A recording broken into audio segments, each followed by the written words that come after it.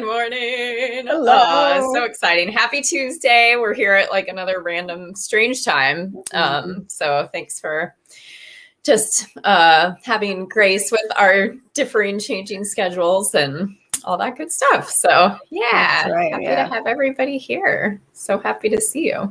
Yeah, love you back. Glad to be back. Let us know if you're here live or watching the replay, where you're from, how you're doing today. We love hearing from everybody. And thanks just for all the comments. And we've been really just enjoying just learning more about courage, just in general, and reading more about it. Good morning, Joy. And just learning more about the science of courage and hearing all of your feedback and your stories around courage and where you want to build more courage and all of those things. So we're excited to be back just for another day of chatting about it.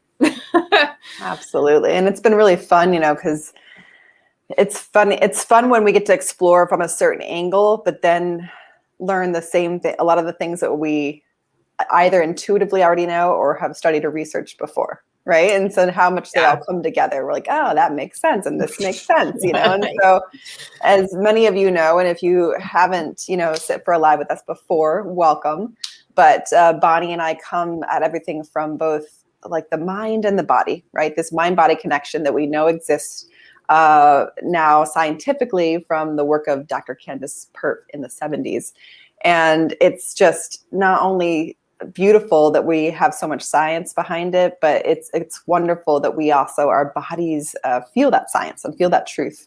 And so it's been really fun to explore what we kind of understand and know, and then learn new aspects from this angle of courage. So thanks for diving in with us. So fun when things make sense. Starting to make sense. I'm like, yes. Awesome. So good. So we just to recap kind of from last week, we were really looking at courage and kind of the brain science behind it. And we left on just the idea that courage really is the willingness to act within the face of fear. And so what it really comes down to is these two distinct characteristics. And the first one is the willingness to act, right? And again, with any of the work that we're doing, right, there has to be a willingness on our part to do the work, right? Because as much as, and I've said this before, as much as we want to get in there and just like, needle around in people's brains or hearts, to kind of make things feel better for you, of course, that's nearly impossible. I always wish I had my magic wand to do that. And so, it's up to each individual person, right? And it's up to all of us to sort of take ownership of our own experience. And so having that willingness to act is a huge part of this characteristics that really are definitive for courage and action.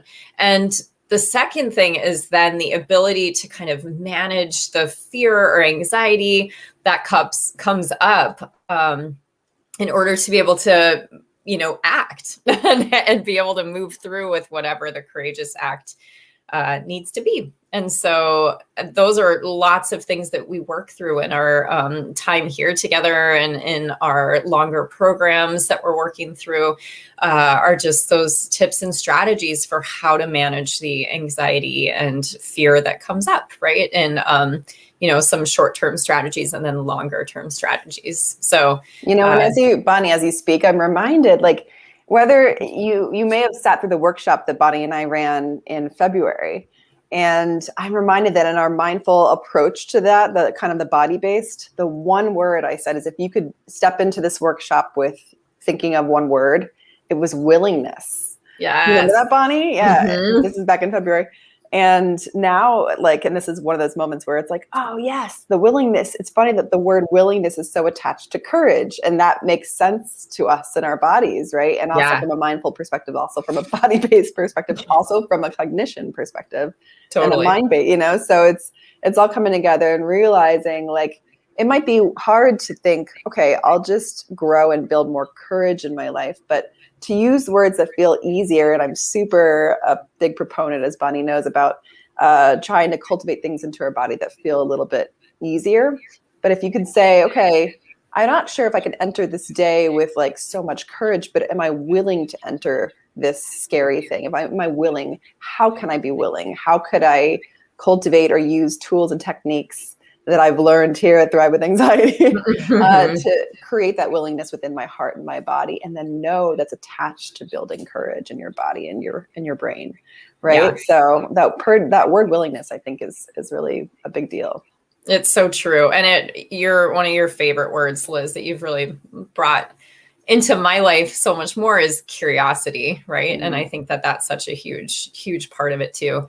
I'm going to pause for a second because there was a question last week just about StreamYard. And so right now there should be in our live up at the top, there should be a little thing like, hey, if you want your comments to be seen, just click here on this link. You don't have to do that if you're not here with us live. And if you don't want to click that link, like I see, Sunny, you're here. I'm so happy to see you. And Rochelle and Kirsty, good morning. And Nikki. So if you're watching the replay, you don't have to click that link. You can just comment just like regular and your name will show up. But you can just do like Sunny did. If you didn't click that link, then you can be like, hey, it's me here. And I'm commenting this way. It just helps us.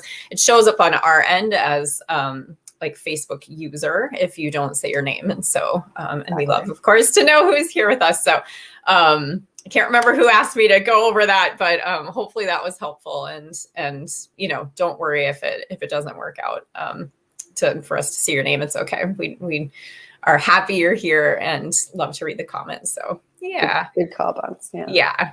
Sorry to insert a little housekeeping. No, today's all about the pause. So all about the pause. See what you did there. Yeah, exactly. I thought you were making a joke at first. I was like, you're like, what is it? And you're like, hang on 1 second.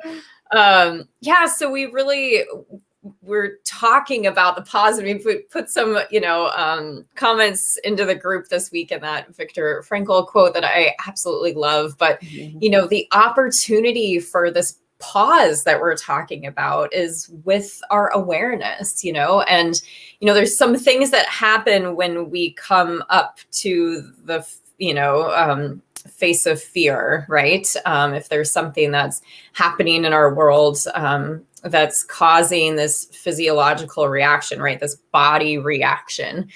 When we feel fear, our body responds in very different ways. And, it can take a second to just consider for yourself or pop into the chat, ways that your body responds when fear comes up for you. For me, it's definitely like my heart will start racing, my palms will get a little bit sweaty. I'll feel like a little bit lightheaded. Mm-hmm. We get tense. Liz and I talked about this. Like we have an immediate response where like everything kind of pulls in when we're fearful, Mm-hmm. Some other physiological reactions are, that your breathing quickens and can become shallow, right? And your pupils will dilate. So there's this body reaction when we come up within the face of fear. We're in the cave with the bear, is how I always kind of like to describe that. And then there's a second thing that happens also, which is this felt sense of uncertainty, right? Or a bit of apprehension of what is going to happen next, right?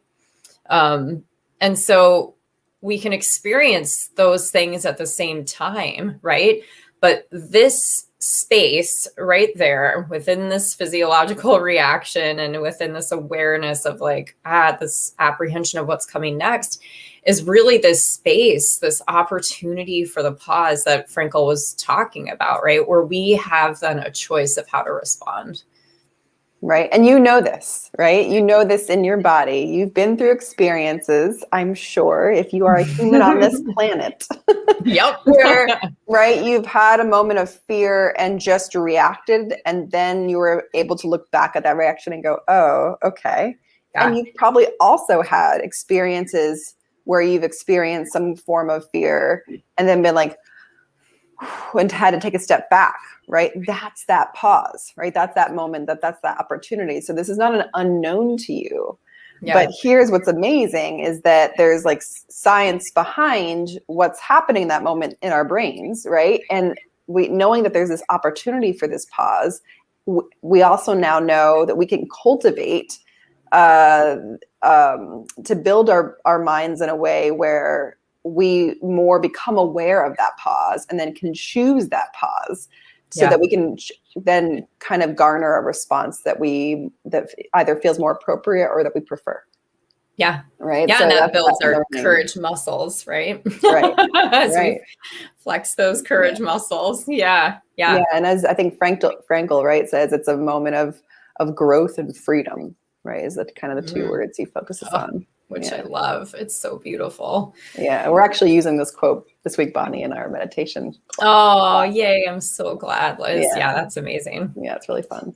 Yeah. And there can be situations that come up where we really act without thinking in the moment. And if you have kids or have worked with kids or whatever, like that moment where your child might go to walk into the street or something and you just like leap out and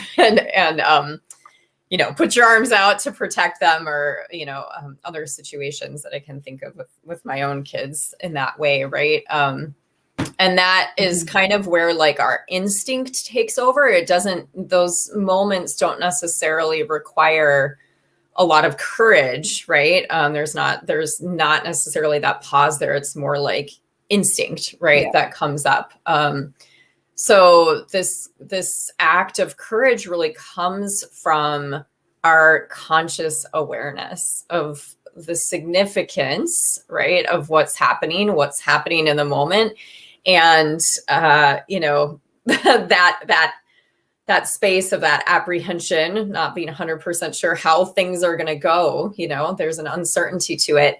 And then still moving forward with a yes to really stepping into the situation. Right. So, yeah. So it's interesting. I think I find that really fascinating that, to make that distinction between just like instinct and that this act of courage coincides with conscious awareness. Right. So it is a choice. Right. So so that's that cultivating of that pause, because then that's the moment of choosing. And many folks have, some folks have heard me talk about, here in this space at least, how much that aligns with mindfulness, right? That there's that moment when you're being mindful or in meditation where you become distracted by something, right? Typically a thought, right? And there's this moment where you realize, or you can realize, not everyone realizes they're lost in thought. How many times within your day are you just like thinking without realizing, right? Often, right? But as you cultivate this more, right, you catch that moment.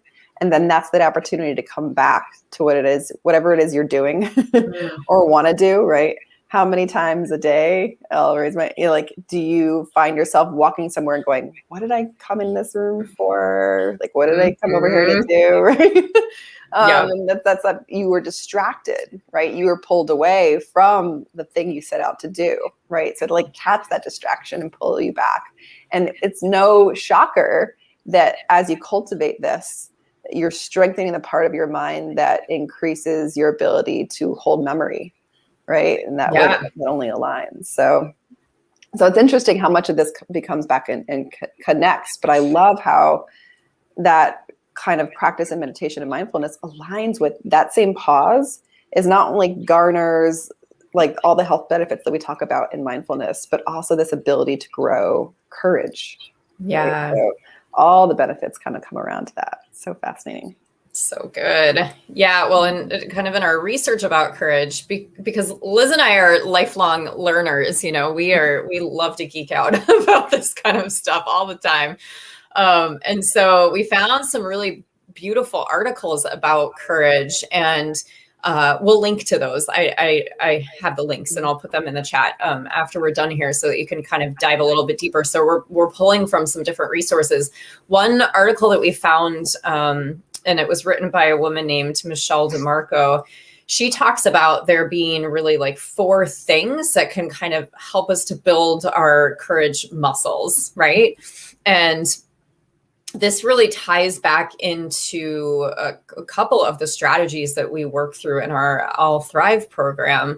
And so we were so excited just to see the overlap of the work that we're doing with women here in this group and building this courage muscle, right? And so The first two things I feel like that she lists really kind of go hand in hand. The first one is, that acknowledgement of there being a threat, right?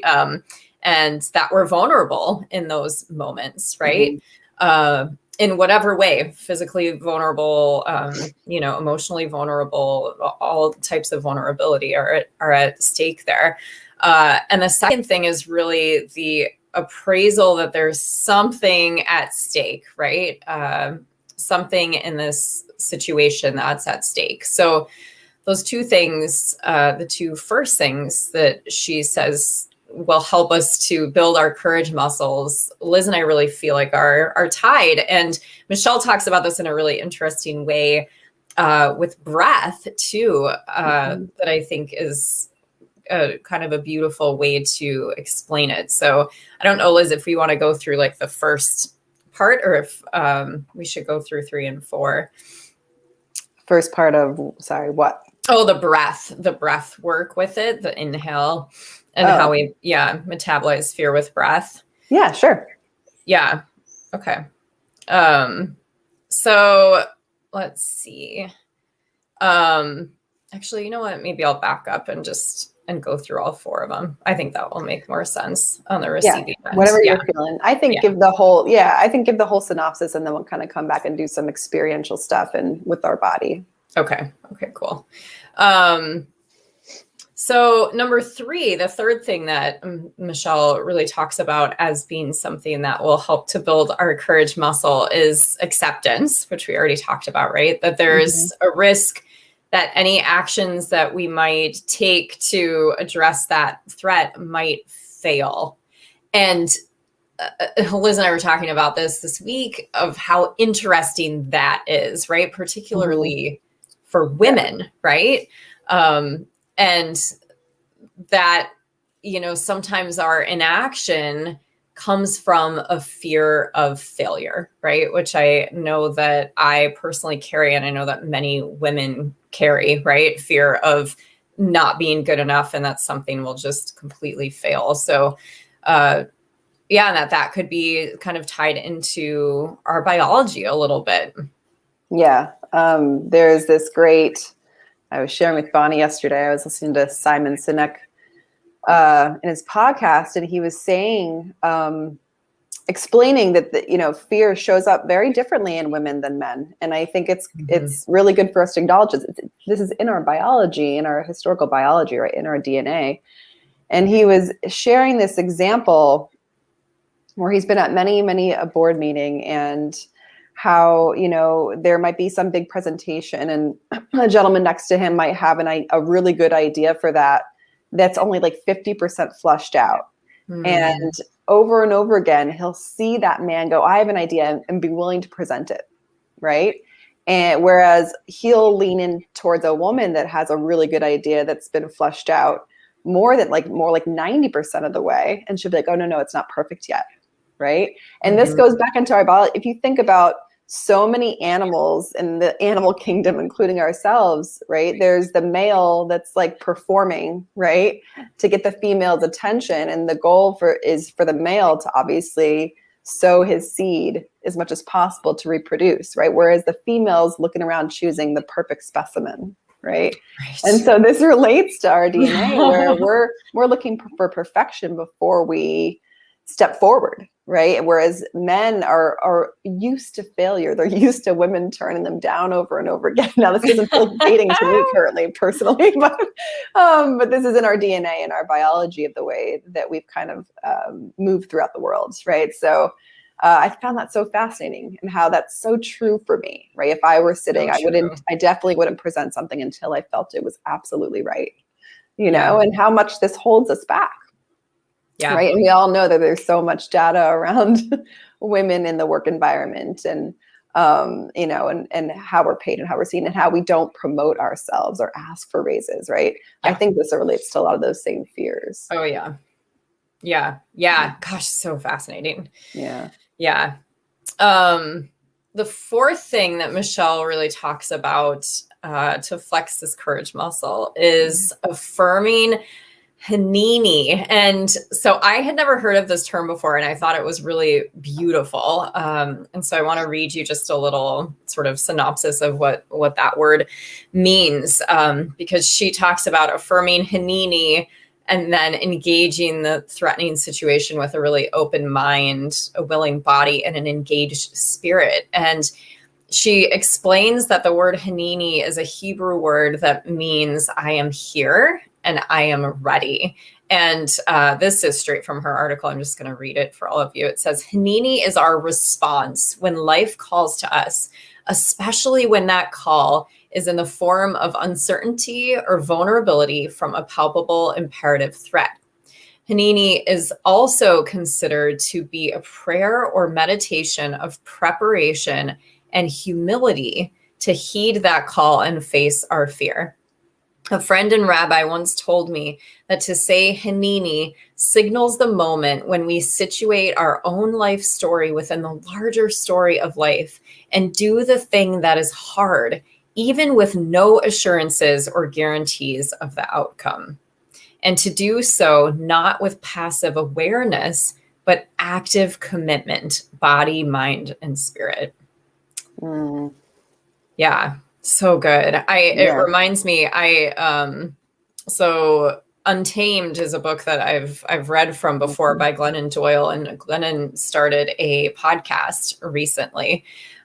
So there's only literal one episode, and it's actually on anxiety. Her first episode is on anxiety. I didn't know that. That's awesome. And it's really good. It's kind of her experience with it, and her daughter is a musician and wrote this song for the podcast is named We Can Do Hard Things, because that's kind of one of her like taglines, right? Yeah.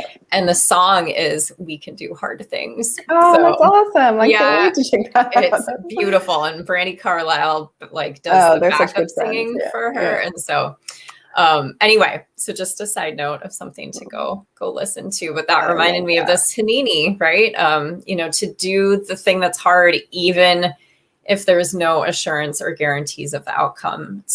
A lot of life is like that, right? That choosing that path and being in that moment of pause where we're not 100% sure what's going to happen, but we know the right thing to forge forward. So, right.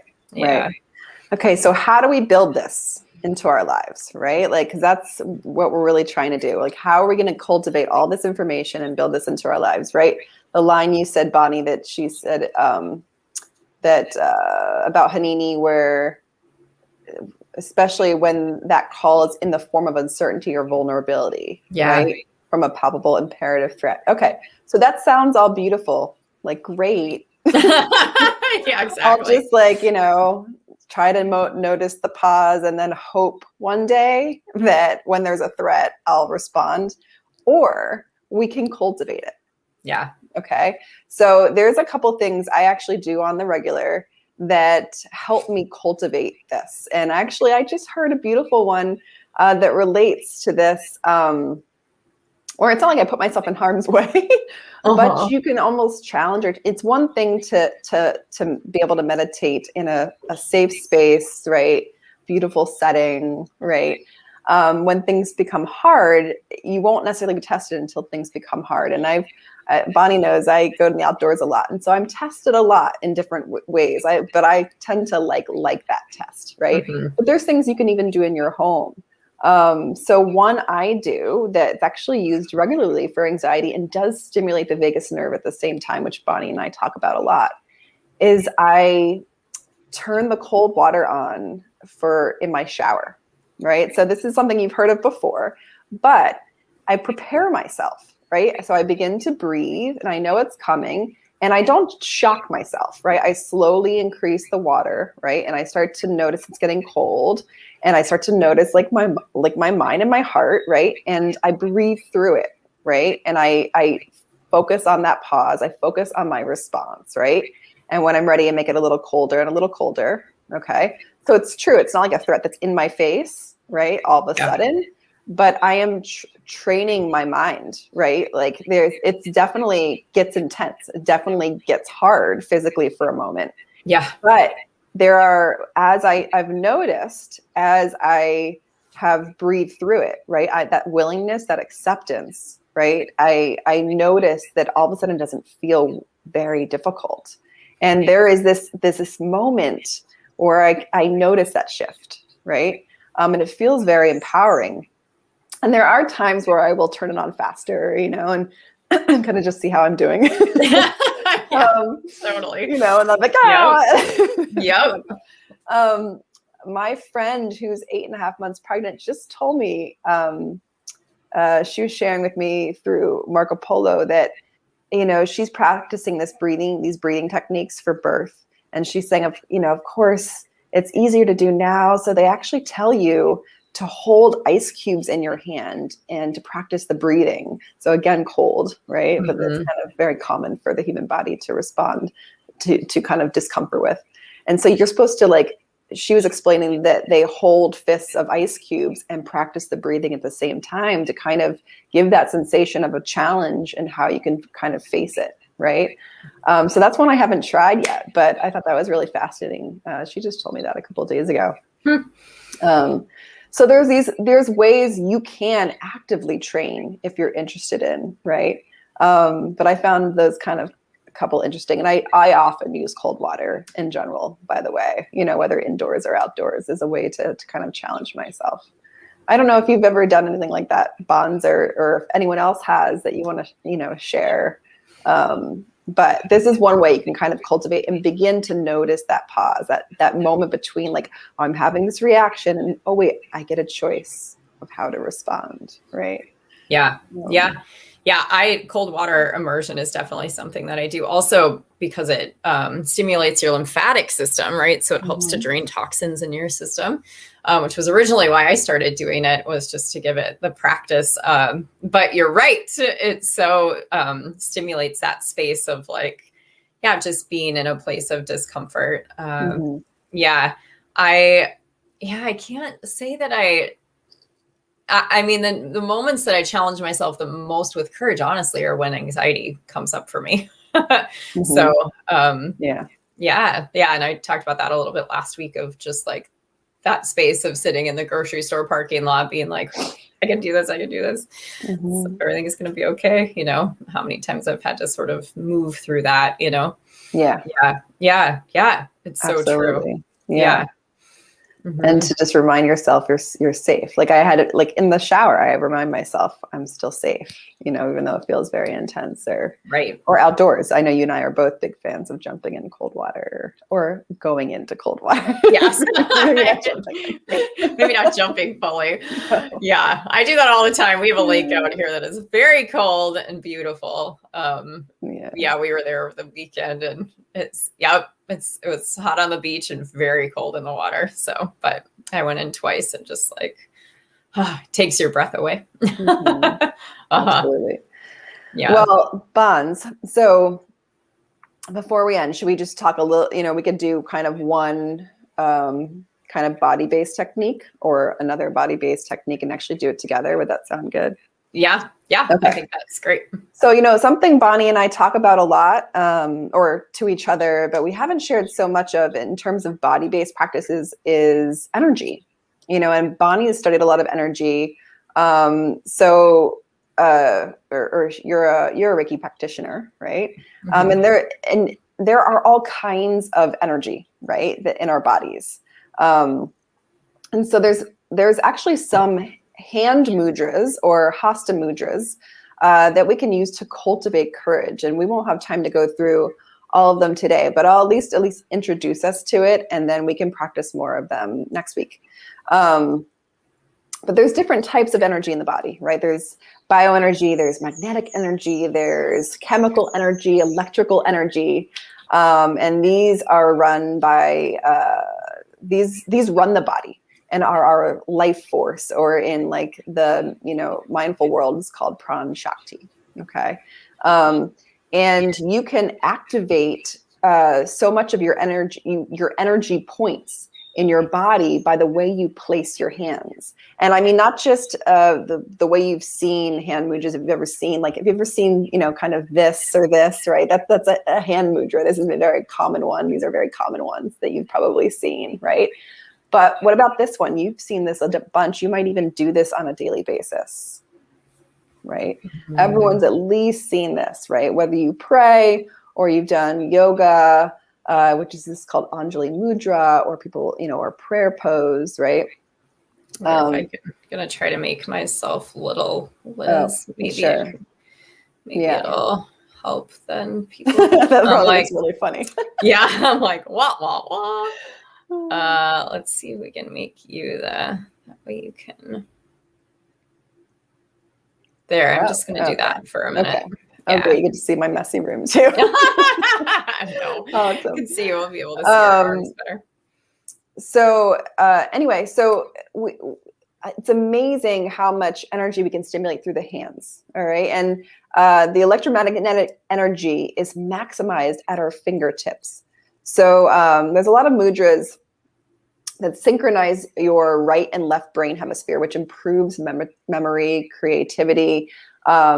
And so anyway, there's so much science behind this. In fact, we should probably do a live just on, well, if we did one on energy, that would be many lives. So maybe one just on hand mudras. That would be so fun. We could do a whole month on energy. Maybe that's one of the words we should do, Buns. But so let's just do this together. So bring your hands together, however you typically do, okay?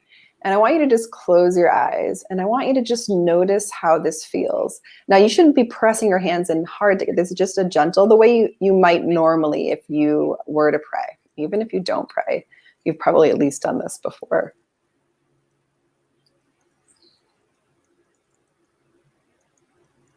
And just notice how this feels. You don't even have to have any words for how this feels. Just notice what happens in your body, maybe to your breath. Okay, now you can stay in this pose or not, okay? But what's amazing about prayer pose, it's a very centering pose, right? And it's right around the heart chakra. There's this gland, and actually one of the things that mudras do is stimulate our glands, right? So there's this gland behind the sternum called the thymus gland, Thymus. And that's the seat of our immunity. And this gesture directs our breath, awareness, and energy into the center of our chest. And that increases circulation and supporting the health of the immune system.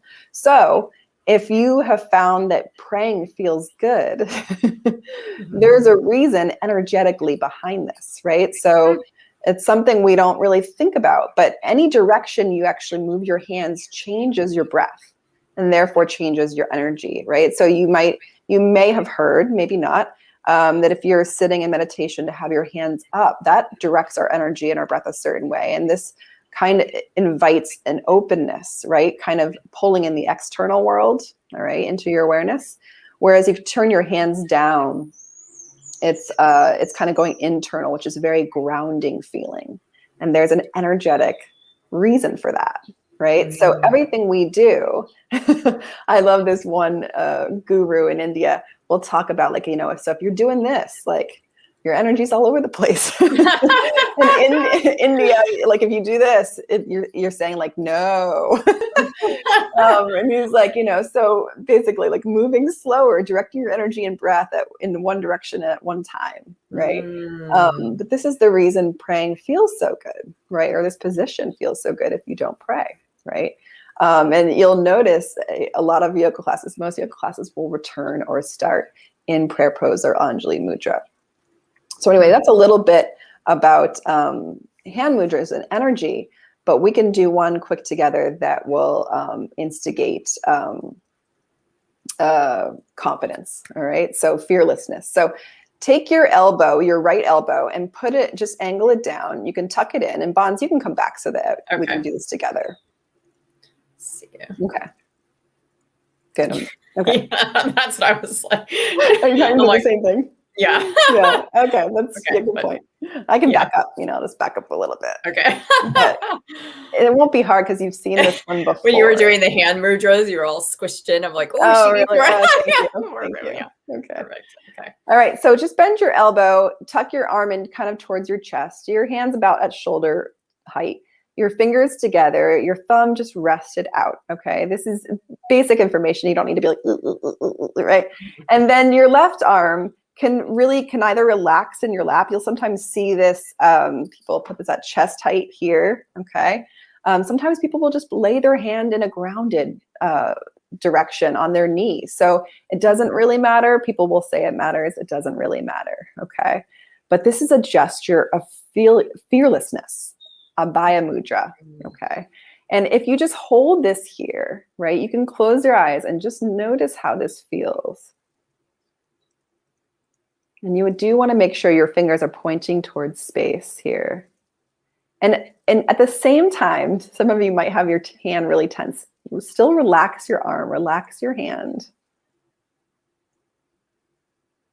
A gesture of fearlessness. If you think about it, I think about just this as like as a human, like I'm really open and vulnerable, right? I'm not protecting my heart, right? So if I'm open, right, and like willing to keep my heart at risk, right, from swords, as those from being attacked, right? I'm being fearless, right? So, and if you think about even a slight gesture change of the hand, if I were to turn my hand down, have you seen this gesture before, right? From maybe prophets, right? This is a blessing gesture, right? So you think about the direction of your hands. There's reasons we have throughout history, seen all of these forms, and you've seen this in statues before, probably. You've seen this gesture, Abhaya Mudra. Now, any mudra to really stimulate the energy, they say you want to, hold it for 10 or more minutes. But even I can even feel it pretty quick, Yeah. And we've talked about this before too, just our the way we stand or position ourselves will create a certain energy or feeling, right? And it creates that feeling because of our energy, right? So anyway, that was a very quick introduction, and we can do some more next week. But this is one you could do, right? Like before we talked about last week, people shared where they're feeling, where they want more courage in their life, right? So like some people said before an interview, like it sounds so funny, but I would do this. Go into the bathroom, right? And get into a stall if you don't want to do it in front of people, and do this for 5 minutes before your interview, 10 minutes before your interview, even just a couple of minutes, I had this really funny thought, Bonnie. I was just on a run before this, and I was running all of course, the squirrels and like birds were running away and scurrying away. And I was like, don't be afraid, just do this. And then all the squirrels. How can I teach the animals to just like do this like sign of fearlessness and like not be afraid of me? I was like, oh, that's hilarious. That's I often talk to animals as I'm going by, like if they're, around, I'm like, it's okay. I'm not going to hurt you. Yeah. Not surprised. Yeah, totally. We have that in common. Whereas I'm like carrying spiders outside. I actually, sorry, it just reminded me of, I was drinking tea outside the other day and a little like gnat landed in my tea and I didn't notice it. I didn't know how long it had been in there, but I like scooped it out, and like sat it on my finger and like dried it out. And I sat for, my kids were like, Mom, this is weird. I sat for like a half hour just because it was drying itself, like it was alive. And so it was drying itself off and it was drying its wings. And like, I just watched it. It was like, like this bit, like teeny little thing. And I just sat there and watched it. I'm like, you're good. And just let the sun shine on it and dry out. They were like, okay, Mom, Sounds like the awesome Bonnie I know. It was so funny. Yeah. Just came into my mind. Yeah, thanks for sitting with us through that experiment and our ridiculousness. But if you want to check out more about hand mudras, there's so much information online. Hasta Mudras. Cool. Yeah, they are really cool. But really, art math ties into that. Oh, it all ties in, guys. It all ties in. It's all leading the same direction. It's amazing. So good. It's so good. It's all leading the same direction. Yeah. Oh, yay. Well, I'm just peeking back at some of the comments here real quick. Good. Nikki said, that she gets confused when she feels fear. Her brain feels like it's stuck in one gear and won't shift. Yeah. It's kind of that immobilized fear space that overlap in the two different parts of our nervous system. Joy says, if I can't or don't pause and my anxiety gets worse, I start having asthma issues. So I feel it. Sometimes that makes me pause when I didn't before. Joy, I've been reading this book called Breath. That's really brilliant. And it's interesting. It talks about asthma and emphysema and like all of these lung issues and working with the breath to like help mitigate asthma issues. It's really fascinating. Oh, and if you want a quick mudra for that, Joy, I don't know, mid asthma, but just to kind of open up lung capacity, like, so our hands are actually tied to our neck and chest capacity through nerves. And so if you can actually practice this on your own. Don't have time now, or maybe we can do this next week. But if you practice breathing with your fist clenched versus your fingers open and wide, you'll notice it kind of opens up your lungs and capacity to breathe. So you can practice that difference and just maybe open up your ability to breathe, and when you're starting to feel anxious in that way. So nice, Joy. Awesome. Yeah, I have it too. I did the same thing after Bonnie talked about it. She ordered the book. Perfect. I'm like, get right on that. It's like blowing my mind. Lots of stuff in that book. Let's see. And this, maybe Sunny, this was yours. Been thinking about uncertainty recently too. Fear of uncertainty has definitely left me with regret and missed opportunities. Yeah. So we're mindful about trying to flow with uncertainty. There's a lot of uncertainty. Especially this last year. So important to just remember that. That's why this is like a muscle, right? It's like, it doesn't, like, wouldn't that be amazing if we just woke up with like ripped biceps, but it takes time, right? It does take time. And I think, was that Sunny? I think it might have been, for the uncertainty. Okay. I think something that's really helped me, and Bonnie and I talked about this a bunch, and this won't be new to you, but it's just knowing that we're all in this together, that we're each going through this uncertainty. We're each experiencing a lot of the same in different ways, and I know each different levels. But I all around me, the more I ask questions and like learn, even the beautiful people in this group are experiencing a lot of the same. Yeah. So I'll share these images with you. So this has happened over the last year. Look at this beautiful little girl practicing a Bayu Mudra. Oh, isn't that sweet? Yes. This yoga studio teaching her. Yeah. Oh, that's amazing. Isn't that sweet? So even kids can do it. Everything. And that's such like an apropos. And here's an example of like that mudra being used like by a goddess in front of a serpent. Now, don't do this in front of a serpent. Oh gosh, so good. Yeah. Oh, well, thanks so much everyone for being here with us today. And we'll be so excited. This next week, we're going to talk about sort of longer term courage and really leaning into the work of Brene Brown around wholehearted individuals. And so, we're really excited just to be back and chat with you. And I believe next Wednesday. Yep. Yes, we'll be back more to our regular programming. I have my possible jury duty, and then Liz has hers next week. I have my jury duty. So it's just comical. Duty is the right word. No. It is fascinating. I would actually enjoy like going through it if it wasn't so disruptive to like life, it's hard to just makes it hard to plan, but exactly. Well, thanks back to you. Yeah, thanks, Yes. ladies. Yeah. And have a great day. And we'll look forward to seeing you next week. Sounds good. Okay. Bye. Bye.